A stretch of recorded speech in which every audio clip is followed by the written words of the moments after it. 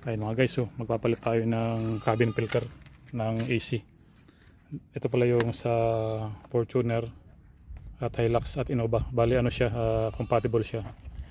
Ito yung kanyang original part number ng Toyota, kung makikita nyo. So bali open lang tong compartment or glove box, then mayroon na siyang lock dito. Twist nyo lang, ayan. Then sa kabila ganun din, para makakis tayo dun sa kanyang air filter. Atin pong buksan. Bali ito na po siya.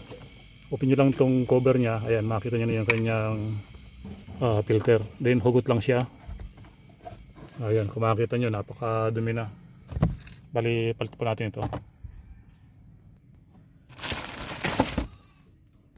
So ayan po, ay yung kanyang guide up, then push lang po to.